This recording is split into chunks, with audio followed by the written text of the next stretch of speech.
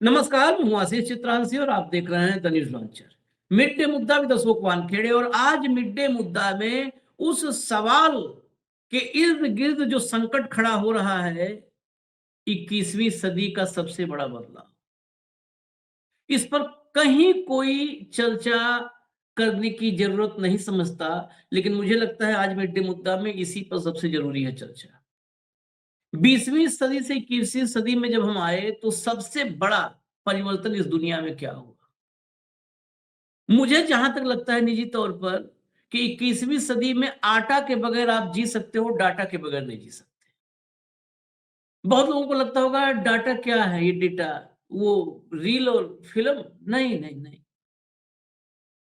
अगर डाटा रुक गया तो दुनिया रुक जाएगी। आटा नहीं है, पानी पी के जी लोगे। अनशन करते हैं बहुत लोग, 21 दिन अनशन में चल जाता है। फल फूल कंदमूल खा करके जीवन गुजार लेते हैं, लेकिन डाटा के बगैर दुनिया नहीं चलेगी। ठप, सब कुछ बंद हो जाएगा, कोलैप्स कर जाएगा।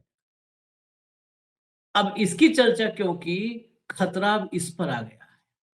ये ईरान युद्ध सबसे घातक हो सकता है और अमेरिका के पास तो सिर्फ 25 दिन है कई चीजों के लिए, डाटा के लिए ही नहीं, तेल के लिए भी।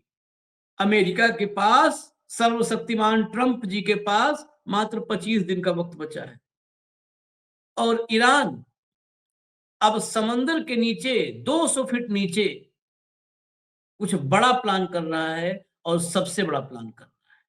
और जरूरी नहीं है कि ईरान की प्लानिंग से ही ये हो, यह भी मैं बता दूं। बहुत आज हम डिटेल में इस पे चर्चा करेंगे। जरूरी नहीं ये ईरान की प्लानिंग से हो।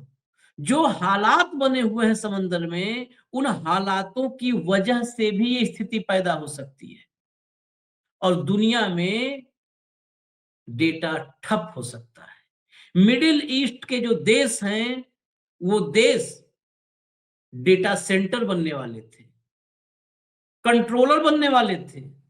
वो डेटा आइलैंड बन के न रह जाएं, खतरा ये है। और भारत के लिए ये खतरा और भी गंभीर है साथ साथ, क्योंकि हम तो आत्मनिर्भर खाली जुबानी है ना, बाकी तो सब। भाई चाइना की बात आएगी, चाइना का अपने मतलब चीन के भीतर बहुत सारा डेटा माइनिंग है, बहुत कुछ है। हमारा का क्या है हमारे पास, अगर वो समंदर के भीतर दिक्कत आ गई तो? लाइए भाव को, आज थोड़ा फिर एक गंभीर विषय को हम समझने की कोशिश करते हैं। स्वागत है भाव। सीधा चलते हैं हेडलाइन पर, फिर चलेंगे भीतर। तेल गैस के बाद अब इंटरनेट बंद करेगा ईरान। भारत समेत इन देशों के नेटवर्क पर मंडरा रहा खतरा। अब कैसे, आगे सब चलिए अगली हेडलाइन लाइए। अब इंटरनेट की भी होगी किल्लत। समुद्र के 200 फीट नीचे क्या कर रहा ईरान? एक कदम से मच सकती है तबाही। पहले पहले कदम पर चलते हैं, भीतर चलिए जरा, खबर के भीतर चलिए। बढ़ते युद्ध के बीच होर्मुज जलडमरू मध्य की महत्वपूर्णता अब एक और कारण से बढ़ गई है। यहां से गुजरने वाली फाइबर ऑप्टिक इंटरनेट केबल्स, ये केबल्स जो समुद्र की 200 फीट गहरी सतह के नीचे बिछी हैं, पूरी दुनिया के इंटरनेट नेटवर्क का आधार है। Video call, bank transaction, cloud सेवाओं और अन्य डिजिटल सेवाओं के लिए नेटवर्क जीवन रेखा है। इसमें सबसे हल्का आप वीडियो कॉल मान लीजिए, और बहुत सारा लिखा नहीं है। बैंक ट्रांजैक्शन मतलब कंप्लीट बैंकिंग सेक्टर बंद हो जाएगा। पूरा का पूरा आपका जितना टर्शियरी है, सर्विस सेक्टर, सब कोलैप्स कर जाएगा। टोटल अब एविएशन सेक्टर बंद पड़ जाएगा। एविएशन एविएशन सेक्टर सिर्फ डाटा पे चलता है, सब बंद तुरंत। अब इन केबल्स के लिए खतरा बढ़ गया है, क्योंकि ईरान ने होर्मुज जलडमरू मध्य को ब्लॉक कर दिया है, जिससे न केवल तेल आपूर्ति बाधित हुई है, बल्कि डिजिटल नेटवर्क भी संकट में डाल दिया गया है। आगे चलिए जरा। होर्मुज जलडमरू मध्य से करीब 20 से ज्यादा अहम अंडर सी इंटरनेट केबल्स गुजरती हैं, जो यूरोप, एशिया और अफ्रीका के बीच डेटा ट्रैफिक को जोड़ती है। इनमें से कुछ महत्वपूर्ण केबल्स हैं, जैसे AAE1, falcon, gulf bridge international और टाटा टीजीएन गल्फ। भारत की इंटरनेट कनेक्टिविटी को सीधे सपोर्ट करती है। ये जितना भी ऊपर वाला पढ़े, ये भारत के लिए, फाल्कन भी है, ये सब भारत के लिए है। खाली टाटा देखने में लग रहा है भारत, लेकिन ये सब भारत के लिए है। यदि इन केबल्स को कोई नुकसान हुआ तो एशिया, यूरोप और अफ्रीका के बीच डेटा ट्रैफिक बाधित हो सकता है, जिससे इंटरनेट की गति धीमी हो जाएगी और डिजिटल सेवाओं पर दबाव बढ़ेगा। आगे चलिए। बढ़ेगा नहीं, ठप हो जाएगा, इसमें बढ़ेगा तक है मामला। समुद्र के भीतर बिछी इन केबल्स की मरम्मत के लिए खास जहाजों और अत्याधुनिक तकनीक की जरूरत होती है। युद्ध के हालात में ये जहाज जोखिम उठाने से बचते हैं, जिसके कारण एक छोटी सी खराबी भी महीनों तक ठीक नहीं हो पाती। पिछले साल रेड सी में हूती विद्रोहियों के हमले के कारण कई इंटरनेट केबल्स को नुकसान हुआ था और एशिया और अफ्रीका के हिस्सों में इंटरनेट स्पीड में गिरावट आई थी। अब खतरा क्या है? इसको हटा दीजिए जरा। होर्मुज स्ट्रेट और रेड सी, अगर ये दोनों एक साथ कहीं खतरे में आ जाए, अभी रेड सी में आपने हूती का सुना, ये दोनों, तो दुनिया ठप हो जाएगी। दुनिया ठप। कुछ देश सरवाइव कर पाएंगे, कुछ तो सरवाइव भी नहीं कर पाएंगे। अब एक होर्मुज हमने दिखा दिया, इसी के साथ मुझे एक बाइट सुनवानी है हूती के कमांडर की बाइट। जरा लाइए हूती के कमांडर की बाइट, जो रेड टोपी वाला है कंट्रोल रूम, जिससे सही चलाइए, इसलिए बता रहा हूं, चला दीजिए। لأنه يعتبرها العائق الأكبر في طريق إنجاز مخططه، ولذلك فأي هجوم وعدوان أمريكي مساند للعدو الإسرائيلي ضد إيران अब في نفس इनका बंद कर दीजिए। अब मैं बता दे रहा हूं क्या ये बोल रहे हैं। हूती विद्रोहियों का बड़ा ऐलान, और ये खबर कोई पुरानी नहीं है, ये खबर आज सुबह करीब करीब 10 साढ़े 10 बजे के आसपास आई है। क्या हूती विद्रोहियों ने ऐलान किया है? उन्होंने ईरान का युद्ध में अब खुला समर्थन करने का ऐलान किया है। यह पूरी उम्माह की जंग है, कोट अनकोट, यह पूरी उम्माह की जंग है। अगर अमेरिका ने इजराइल के साथ मिलकर ईरान पर हमला जारी रखा तो हम रेड सी में अमेरिकी जहाजों को निशाना बनाएंगे। स्ट्रेट ऑफ होर्मुज के साथ रेड सी, ये डेडली कॉम्बिनेशन है। हमने एक एग्जांपल इसलिए बताया, एक एक खबर को जोड़ते हैं, इसलिए हम बड़ा इस पे लगता है, मशक्कत करते हैं। हूती पहले भी चेतावनी दे चुके हैं कि यूएस के रेड सी में युद्धपोतों पर हमला करेंगे, और ये आज की खबर है जब हम आपको ये समंदर के भीतर का खतरा बता रहे हैं। अब भाऊ पास चलेंगे, फिर हम आएंगे अगले हिस्से पर, क्योंकि अभी इस हिस्से सबसे इंपॉर्टेंट है समझना। हाँ भाऊ। इसके पहले एक कार्यक्रम हमने और भी किया था, जिसमें सऊदी का एक जो ये है बंदरगाह है जो रेड सी में खुलता है, जहां 7 मिलियन बैरल पर डे कहा, जब 7 मिलियन बैरल पर डे का ट्रैफिक जा सकता, मतलब तेल लोड हो सकता है, वर्तमान में 3.5 लाख बैरल का, वहां जब हिट हुआ तब हमने कहा था कि यदि रेड सी में ये युद्ध पहुंचा तो ये तबाही मचेगा। अब देखिए आशीष जी ने जो कहा कि रेड सी और हार्मुज ये एक डेडली कॉम्बिनेशन है। जिस इंटरनेट केबल की बात हम करते हैं, या डाटा केबल, इंटरनेट मत कहिए, इंटरनेट तो एक पार्ट है उसका। डाटा केबल जो है, जो डाटा केबल से भी ज्यादा टेक्निकल यदि नाम उसका है तो ऑप्टिकल फाइबर, ये जो केबल्स है, ये टोटल 20 बड़ी केबल लाल सी और हार्मुज से निकलती है। उसमें 17 तो लाल सी का ही उपयोग करके जाती है, और इस 20 केबल को यदि मार पड़ी या कटी, क्योंकि माइंस बिछे हुए हैं, समुद्री माइंस, या जब टारपीडोज हिट करते हैं तो जरूरी नहीं यदि उसने टारगेट मिस किया तो नीचे जाके टूटता है। हार्मुज की जो डेप्थ है वो मात्र 200 फीट की है, तो हार्मुज में जो केबल ले की गई है वो 200 फीट, यदि बिल्कुल तल पे भी, ग्राउंड लेवल पे भी होगी तो वो 200 फीट होगी। बाकी जगह 200 फीट से नीचे ज्यादा केबल का लेइंग होता नहीं, क्योंकि रिपेयर के लिए फिर यदि जाना हो तो बहुत मुश्किल होता है, जितने नीचे जाओगे उतना प्रेशर बढ़ता है। तो ये केबल्स के वजह से, अच्छा लोग कहेंगे कि भाई इसमें बाकी क्या हुआ, ये कि अमेज़न, माइक्रोसॉफ्ट, गूगल जैसी ये जो बड़े प्लेयर है विश्व के, इन्होंने अपना डाटा सेंटर मिडिल ईस्ट में बनाया, दुबई और बाकी जगह पे। तो वो जो डाटा सेंटर या डाटा स्टोरेज है, वो यदि अमेरिका को यूज करना है या एशिया की किसी कंट्री को यूज करना है, गूगल तो पूरे वर्ल्ड में व्याप्त है उदाहरण के तौर पे, यदि गूगल को भारत का डेटा कोई है या बाकी जगह का डेटा उधर से सर्व है, वो डेटा अलग थलग पड़ जाएगा यदि ये केबल डैमेज होती है। तो किसी काम का नहीं होगा, ना यूरोप जा पाएगा, ना अफ्रीका जा पाएगा, ना एशिया जा पाएगा। तो ये डाटा जो स्टोर्ड डाटा है उसकी हालत क्रूड ऑयल जैसी हो गई है। क्रूड ऑयल तो है लेकिन निकल नहीं पाता। और आज की डेट में जो डाटा ट्रांसफर है वो सिर्फ इसलिए नहीं है कि आप नेट देखें या व्हाट्सएप करें या न्यूज लॉन्चर देखें। डाटा ये आपके जीवन में पूर्ण रूप से छाया हुआ है। पूरा aviation industry, communication industry, banking industry, ये सारे जो है वो डाटा बेस्ड है। शिपिंग इंडस्ट्री ये डाटा बेस्ड है। इंटेलिजेंस एआई की खूब बात करते हैं, गलगोटिया वाला एआई नहीं, जो जनरल एआई पूरे विश्व में चल रहा है, खूब बात होती है। तो एआई में डाटा नहीं तो फिर, या फाइब्रिक ऑप्टिक नहीं तो फिर एआई कहां? हम इमेजिन करिए, मैं आपको बता दूं, ये मेरे साथ हुआ है और ये मैं खुद एक्सपीरियंस बताता हूं। कल मैं जब फ्लाइट में बैठा तो फ्लाइट में मेरा फोन हैंग हो गया। तो आप समझ लीजिए मेरा केबल कट गया। 24 घंटे फोन हैंग रहा जब तक पूर्ण उसका बैटरी खत्म नहीं हुई। फिर रिचार्जिंग के टाइम पे वो खुल गया। तो वो जो 12 घंटे है, 12 घंटे में जो चटपटाहट हुई है मेरी, मैं पूरे दुनिया से कट गया था। समझ में नहीं आ रहा था क्या हो रहा है, रात भर सो नहीं पाया। तो आप समझिए एक फोन हैंग होने पे ये स्थिति होती है।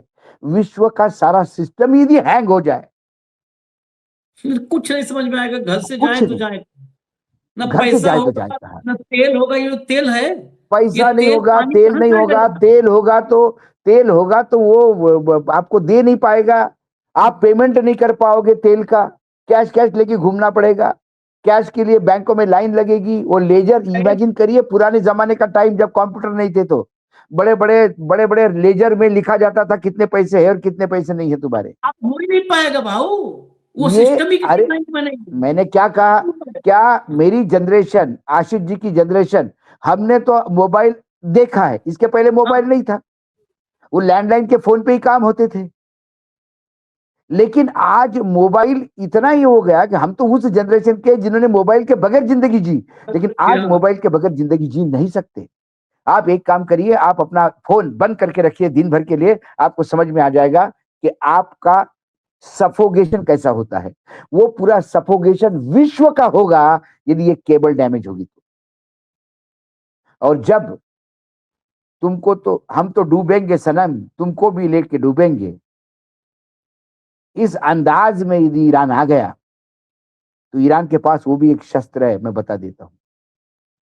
ये हूती ने नहीं कहा, केवल हूती ने एक बार रेड सी में कर दिया था डैमेज। बाप नानी याद आ गई थी सबको, बाप कर रहे थे। तो ये युद्ध मात्र छोटे छोटे बच्चों को मारने तक सीमित नहीं रहा। ये युद्ध आपके भविष्य पे प्रश्न चिन्ह लगाएगा। और कुछ आंकड़े बड़े हैरान करने वाले हैं। जरा भीतर की एक खबर मैंने और दिया है, एक हिस्सा और दिया है, उसको भी लाइएगा जरा। एक छोटा सा हिस्सा है, उसको लाइए। ये देखिए जरा, फारस की खाड़ी और लाल सागर के नीचे समुद्र तल पर हजारों किलोमीटर लंबे फाइबर ऑप्टिक केबल बिछे हुए हैं। समुद्र के नीचे बिछे केबल असल में दुनिया के डिजिटल जगत की रीढ़ है। ये केबल 95% से अधिक इंटरनेशनल डेटा ट्रैफिक को ले जाते हैं। इसके लिए मैं लाया था, 95% से अधिक इंटरनेशनल डेटा ट्रैफिक को ले जाते हैं। अब सोचिए आप, 95%, फिर बचा क्या है? अब जो है इसका एक हिस्सा और है। सिर्फ खतरा वो जानबूझकर काटे या अटैक करें उसी तक नहीं है। अगर उन फाइबर जो केबल्स हैं, उन केबल पर ना भी अटैक करें तो भी ये केबल कट सकते हैं इस युद्ध के दौरान। ये युद्ध अगर लंबा खींचा तो कैसे मैंने खतरा वही पैदा कहा होगा। एक फोटो जरा कि दिखाइए, एक फोटो, बस मैं एक फोटो दिखा करके, ये फोटो आप जो देख रहे हैं, ये जो नीचे आप देख रहे हैं ना, ये लग रहा होगा हमारे यहाँ फलसा टाइप में, ये एंकर बोलते हैं इसको, लंगर हम लोग बोलते हैं नॉर्मली, एंकर। ये इसका इस्तेमाल जहाज को स्थिर रखने के लिए या इमरजेंसी में होता है। इमरजेंसी में एकाएक जहाज को रुकना हो। ये जो है, ये क्या होता है, बहुत वजनी होता है और मोटी-मोटी जंजीरों में जाता है, बहुत वजनी है, जाके समुद्र तल में ऐसे धंस जाता है, स्थिर करता है। जब भी जहाज, जो इस समय हालात हैं, जब भी जहाज पर कोई ड्रोन या कुछ भी चलता है, कुछ भी, और जहाज के क्रू को दिखा कि को हमारे पर अटैक हो रहा है, वो खट से स्थिर करने के लिए यही एंकर दंड से नीचे समंदर में गाड़ देते हैं। अगर किसी जहाज पे मान लिया कुछ है पटाखा-वटाखा कि वो भी उससे काउंटर करे, तो उसको भी जब कुछ करना होगा तो वो लंगर ये डालते हैं, एंकर डाल करके तब करते हैं, ताकि जहाज का मूवमेंट गड़बड़ ना हो, वो स्थिर रहे। ये लंगर इतने वजनी होते हैं, जब ये अगर युद्ध काल में बार-बार ड्रोन मिसाइल का इन जहाजों पे इस्तेमाल हो रहा है और ये लंगर जा रहे हैं, ये लंगर, इसके अगर इसकी रगड़ हो गई तो मात्र 2-4 सेकंड के भीतर केबल कट जाएगा। अगर उस केबल पे रगड़ हो गई 2 से 4 सेकंड। ये इन एंकर्स के बारे में पूरा जब डिटेल निकाल के, इसमें सेकंडों लगता मैं है, ये भी नहीं ये घंटों मैं रगड़ेंगे। हाँ, आशीष जी, एंकर जो है वो शिप हुँ, को स्टेबिलिटी देता है, लहरों हाँ, के बीच में शिप को स्टेबिलिटी देता है। कोई हमला हुआ तो शिप को स्टेबिलिटी देता है। हाँ, जनरली नॉर्मली लंगर कब डलते हैं, जब समुद्र से निकलता है जहाज और डॉक पे एक उस पे आ जाता है सी पोर्ट पे, तो वह जब सी हाँ, पोर्ट पे जाता है तो लंगर डालते हैं कि लंगर डालना मतलब जहाज रुक गया। हुँ, लेकिन आपने एंकर बोलने के बाद जो मैं हंसा, तो हाँ, बेसिकली एंकर शब्द यहीं से आया है। हाँ, एंकर हाँ, मतलब जो मेन हुँ, पर्सन जो होल्ड करके रखता है। हुँ, तो हुँ, जो टेलीविजन का एंकर है वो किसी कार्यक्रम को होल्ड करके रखता है और पैनलिस्ट को बुलवाता है, ये हुँ, एंकर का काम है। हुँ, लेकिन मेरे मन में मैं इसलिए हंसा कि यदि जो भारतीय टेलीविजन के जो एंकर उछल कूद करते हैं वैसे उछल कूद करने लगे ओरिजिनल एंकर जहाज के, तो जहाज कब का डूब जाएगा। जैसे इन एंकरों ने पत्रकारिता डुबा दी है यहाँ पे, तो वो एंकर कम से कम इन एंकर को ये कंपेयर कर रहे थे, मुझे हंसी आ रही थी। दूसरी बात जो आशीष जी ये है कि ये जो केबल्स है, इन केबल का मेंटेनेंस और रिपेयर और रखरखाव और देखरेख के लिए बहुत ही हाईली सोफिस्टिकेटेड शिप्स होते हैं, हुँ, क्रू हाँ, होता है। हाँ, युद्ध के दौरान ये शिप वहां नहीं जाते। हुँ, पूरा हार्मोज का क्षेत्र, लाल सी का क्षेत्र, कोई भी निगरानी या मेंटेनेंस या रिपेयरिंग वाले कोई जहाज वहां नहीं आ रहे हैं, क्योंकि बिना वजह वो अपने आप को खत्म नहीं करना चाहते। हुँ, उनके इंश्योरेंस कंपनियां भी उनको आने नहीं देती कि हम इंश्योरेंस नहीं करेंगे आपका। तो उसका यदि एंकर नहीं गिला तो ये यदि ये जंग 4-5-6 महीने चल गई तो आप समझ हुँ, लेना 6 महीने बिना मेंटेनेंस का रहेगा ही। हुँ, हुँ, जो केबल को रेगुलर मेंटेनेंस चाहिए, क्योंकि समुद्र में समुद्र के पानी खारा होता है, समुद्र में समुद्री जीव होते हैं, समुद्री वनस्पति होती है, कई चीजें होती है, छोटे छोटे जीवाणु होते हैं जो उसके ऊपर डिपॉजिट करते हैं। तो उसको लगातार मेंटेन करने के लिए बड़े बड़े सोफिस्टिकेटेड शिप्स हैं जो अत्याधुनिक इससे हुँ, मशीनों से वो मेंटेन करते रहते हैं। वो शिप भी गायब है 28 हाँ, फरवरी से, नहीं, कोई कोई नहीं नहीं, है, सी में कोई नहीं घूम रहा है। तो आपका मेंटेनेंस नहीं है, आपको एंकरिंग की वजह से वहां पे डैमेज हो सकता है। जो टारपेडोज या जो मिसाइल गया है हाँ, वो यदि नहीं हिट हुआ तो वो नीचे जाके समुद्र में डूबेगा। यदि वो केबल को हिट कर दिया तो केबल उस पे है। और इसके बाद यदि युद्ध ज्यादा भीषण हो गया हुँ, तो फिर केबल काटी भी जा सकती है। हाँ, हाँ, 200 फीट ही तो है। हाँ, और हाँ, एक दुनिया को दिखाने के लिए जो प्रिसाइजली ड्रोन जाके हिट कर सकता है वो नीचे भी जाके पानी में हिट कर सकता है। आपने देखा कैसा डांस करता हुआ गया और ठक करके मार के आया। हुँ, तो ईरान के पास जो प्रिसीजन है, ईरान के पास जो डायरेक्ट हिट की कैपेसिटी है, वो उससे तो अमेरिका और इजराइल भी सर पे हाथ रख के बैठे कि कैसा पूरे बिल्डिंग छोड़ के बराबर बीच वाली बिल्डिंग उड़ाई, कैसा सारे होटल में बिल्कुल उसी माले पे हमला हुआ जिसमें अमेरिकन अधिकारी बैठे हुए थे, ना ऊपर ना नीचे, और उस इसमें प्रिसीजन के साथ। बहुत सारे लोगों को लगेगा कि अमेरिका फिर, जैसे तेल में अमेरिका कह रहा है ना कि ट्रंप वो बहसू आदमी, वो कह रहा है कि तेल में हमें तो फर्क नहीं है, हमारा हम कौन सा उस रास्ते तेल लेते हैं। तो इसमें भी कहेंगे कि हमने जितना बताया यूरोप, अफ्रीका और एशिया की बात की, अमेरिका को यहाँ से वो भी नहीं जाता। लेकिन अमेरिका का नुकसान सबसे बड़ा कहां पर इसमें है असली, अमेरिका का ही पूरा इन्वेस्टमेंट जो डेटा सेंटर्स में इन्वेस्टमेंट है मिडिल ईस्ट में, खासकर यूएई से लेकर के यूएई, कतर, वही सब में मैंने तो 100% इन्वेस्टमेंट है अमेरिका का। तीन बड़ी कंपनियां, हाँ, माइक्रोसॉफ्ट, गूगल, अमेजॉन, अमेजॉन इनका सबसे बड़ा डाटा हब दुनिया का मिडिल ईस्ट में है। 100% इन्वेस्टमेंट और उनकी अरबों हालत, डॉलर। उनके डाटा की हालत उन्हीं देशों के क्रूड या ऑयल जैसी हो गई है। तेल तो है लेकिन बाहर नहीं जा सकता, बात नहीं। डाटा तो है लेकिन भेज नहीं सकते, डाटा रिसीव नहीं कर सकते। नहीं तो लिखा है, जगह पढ़िए, ने लिखा कि सिर्फ ये डेटा आइलैंड बन के रह जाएंगे, डेटा आइलैंड। हाँ, बस डेटा है और डेटा है, डेटा आइलैंड में लेके बैठे हैं अपना। इसीलिए शायद अमेरिका को अब ये खतरा, शायद ये खतरा उसको समझ में आने लगा है। अब वो और सैन्य इस पर भेज रहा है होर्मुज को किसी तरह बचाने के लिए, किसी तरह होर्मुज को कंट्रोल में करने के लिए, लेकिन शायद उसके हाथ में है नहीं। जरा हेडलाइन लाइए, अगली लाइए हेडलाइन।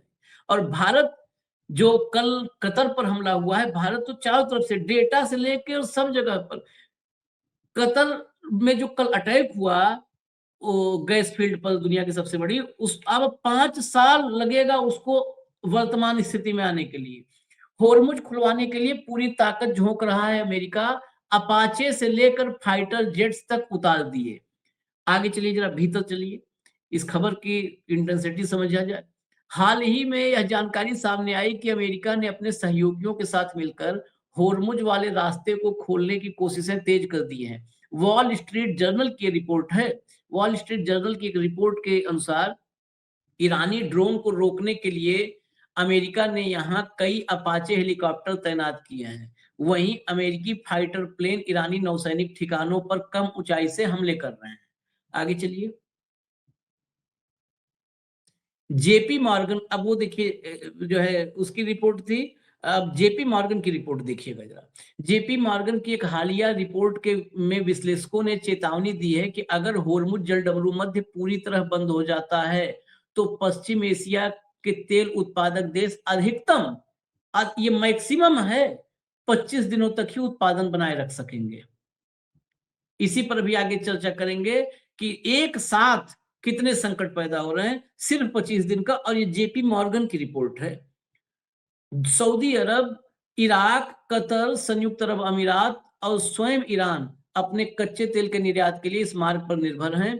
तो स्वयं ईरान को तो यहां से बाहर कर दीजिए, स्वयं ईरान का जो करना है हो रहा है। बाकी की स्थिति समझिए कि कंप्लीट ऑयल प्रोडक्शन ही बंद हो जाएगा 25 दिन का, से जोड़ लीजिए 25 दिन। भारत समेत कई देशों पर एलएनजी यानी लिक्विफाइड नेचुरल गैस संकट भी गहराने का आसार है। इसकी वजह कतर के रास लफान औद्योगिक शहर पर हुए हमले हैं। कहा जा रहा है इन हमलों के चलते हुए नुकसान से उबरने और रिपेयर के काम में करीब 5 साल का समय लग सकता है। 5 साल का। अब बताइए, ईरान पर हमला करके इजराइल ये इजराइल असली युद्ध अपराधी है। ये हमला करके उसके गैस फील्ड पर क्या पाया? ऐसा तो है नहीं कि वहां पर लोग भूखे मरने लगे हैं, लेकिन 5 साल लगा। और जो इनका सरकारी आकलन है, इतना भय भी लॉस हुआ है, भारत के लिए चिंता का कारण बन सकते हैं, क्योंकि देश में लगभग आधी एलएनजी कतर से ही आती है। आधी एलएनजी कतर से आती है, 47% एग्जैक्ट डाटा है। कतर सरकार में मंत्री साद सरीद अल काबी ने कहा कि मिसाइल अटैक ने कतर की एलएनजी एक्सपोर्ट क्षमता 17% कम कर दी है और करीब, अमाउंट देखिए, $20 बिलियन का नुकसान हुआ है। $20 बिलियन एक अटैक में। हमारे उत्पादन केंद्र को हुए नुकसान को ठीक करने में करीब 5 साल का समय लगेगा। और हमें लंबी अवधि के लिए रुकावट का ऐलान करना होगा। आप हटा दीजिए इसको ये भाऊ। आशीष जी एक अटैक है। हम्म यदि ईरान पे फिर अटैक हुए, ईरान के हम्म, ऑयल एनर्जी सोर्स पे, तो ईरान फिर अटैक करेगा, तो ये 5 साल का जेस्टेशन पीरियड 10 साल भी जा सकता है, और ये 17% का डैमेज 70% भी हो सकता है, हम्म, क्योंकि ईरान माफ नहीं करेगा। और अमेरिका ने देखिए धमकी दी थी ईरान के, यदि कतार के गैस पे करे तो छोड़ेंगे नहीं, तो उन्हें कर दिया, करो आप जो जो करना है आपको। हम्म, फिर उसके बाद आपने इसराइल को कहा कि आप एनर्जी पे मत अटैक करिए, हम्म। तो वो थोड़ी रुक रहा है। लेकिन वो हिस्सा प्रॉब्लम जो है। अपने होर्मुज के लिए हाँ, परेशान हाँ, हुए पड़े हैं, और जेपी मॉर्गन की रिपोर्ट देखिए और होर्मुज की हाँ, परेशानी देखिए और अमेरिका आप की समझ हालत देखिए। आप समझ नहीं रहे। तेल हम्म, तेल जो निकला हुआ है वो ट्रांसपोर्ट नहीं हो पा रहा है। जो तेल अभी हाँ निकलने का चांस है वो निकल नहीं रहा है, क्योंकि हाँ तेल का भंडारण बहुत ज्यादा है, क्रूड निकल ही नहीं रहा, तो निकाल के क्या करेंगे। कुछ हम्म, जगह डैमेज हो गया, जैसा कतार का गैस फील्ड हो, तो 17% कैपेसिटी वैसे ही डाउन बता रहा है 5 साल तक। हम्म, तो ये तमाम चीजें, तेल की कीमतें बढ़ना एक बात है, और हम्म, तेल की अवेलेबिलिटी होना एक बात है। हम्म, हम्म, कोहिनूर की कीमत क्या लगाओगे आप? हम्म, कोई कहेगा 1,000 करोड़, कोई कहेगा 5,000 करोड़, उसकी कोई कीमत नहीं, हम्म, क्योंकि अवेलेबिलिटी नहीं। 1,000 2,000 कोहिनूर होते तो फिर उसकी कीमत भी लगती। हम्म, जब तेल ही नहीं तो उसकी कीमत क्या? $117 बोलो, $180 बोलो, $500 बोलो बैरल हम्म, का, हम्म, तेल तो होना चाहिए। हम्म, स्केर्सिटी और कीमत, ये दोनों में। और इसी के बीच में मैं आपको बता दूं, आज रुपया फिर नीचे चला गया, हम्म। रिकॉर्ड लो पर।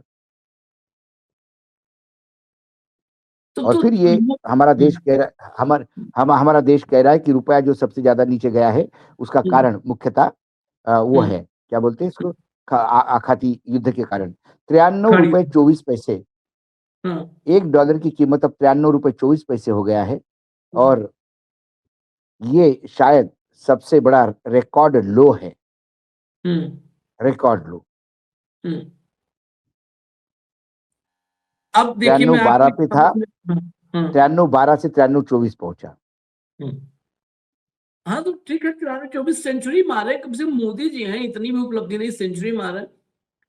राजनीति के सचिन तेंदुलकर है, सेंचुरी 90s में थोड़ा आउट होना है, 90s में कतई नहीं आउट होंगे। देखिए 1947 में $4 का था डॉलर, हम्म, अब 93 का हो गया। 2014 जब देश को आजादी मिली, हम्म, तब $50 था, नहीं सॉरी $60 था, हाँ 60 से तो अच्छी 93 ग्रोथ गया। है, अच्छी ग्रोथ है।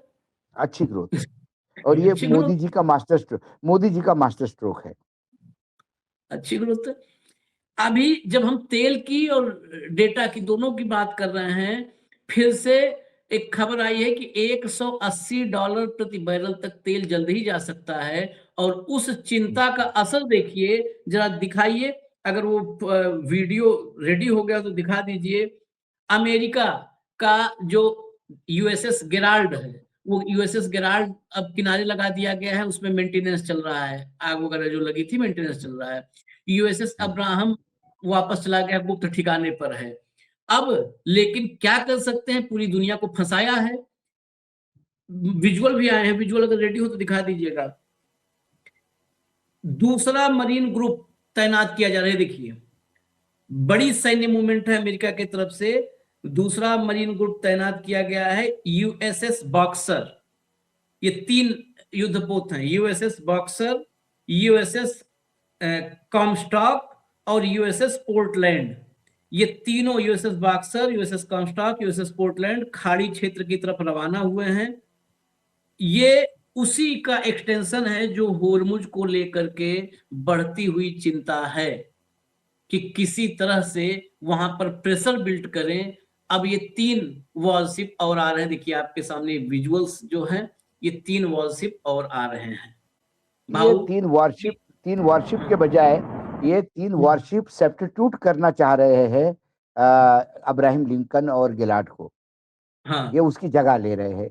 होता है ना, एक आध क्रिकेट प्लेयर जब हर्ट हो जाता है तो फिर एक्स्ट्रा को भेजना पड़ता है। हम्म, तो 2 इनके हर्ट हो गए हैं, तो उसके जगह ये 2 की 3 भरपाई नहीं कर पाएंगे, क्योंकि ये जो बॉक्सर और जो तमाम आपने नाम गिनाए हैं, ये अब्राहम लिंकन और गिलार्ड, इन दोनों की मिलके भी भरपाई नहीं कर सकते, क्योंकि वो बहुत बड़े बेड़े थे जो हर्ट हो गए हैं। मुझे गिलार्ड भी वापस जाता हुआ दिखाई देता है, उसके जगह ये 3 आ गए हैं भरपाई करने के लिए। क्या हार्मुज खुलेगा? और हार्मुज खुलेगा तो हार्मुज क्या सेफ रहेगा? अमेरिका के कहने से और सिक्योरिटी देने से क्या कोई अपना शिप, टैंकर डालने का प्रयास करेगा? इंश्योरेंस कंपनियों ने हार्मुज में इंश्योरेंस करने से मना कर दिया है। टैंकर्स और लॉजिस्टिक कंपनियों ने अपने हाथ उठाना शुरू कर दिए हैं। उनको चाहिए, जब तक शांति स्थापित नहीं होती, जब तक ईरान, इज़राइल और अमेरिका तीनों मिलके गारंटी नहीं लेते, तब तक हार्मुज पे मूवमेंट बंद रहेगा। हम्म, बोलने से काम चलिए नहीं फिर, होता। अब मतलब डाटा आटा सब कुछ अमेरिका के हाथ में है। ये अमेरिका और इजराइल अगर यही करते रहेंगे, देखिए ईरान के हाथ में कुछ नहीं, ईरान पर थोपा गया युद्ध है, वो तो अपने आप को बचाने के लिए लड़ रहा है। जब बचाने के लिए कोई लड़ता है तो इस हद तक लड़ता नहीं, है कि अगर हम तबाह होंगे तो देखिए, सबको लेट ये देंगे। आपने बहुत बढ़िया कहा, डाटा आटा सब अमेरिका के हाथ में है, और अमेरिका के हाथ में एक बाटा भी है जो रोज हम्म, भारत को मारता है। हाँ, तो चलिए आते हैं फिर हम अगली खबर पर, जल्दी अपडेट लेकर आ रहे हैं। धन्यवाद भाऊ, बहुत बहुत धन्यवाद, नमस्कार। नमस्कार।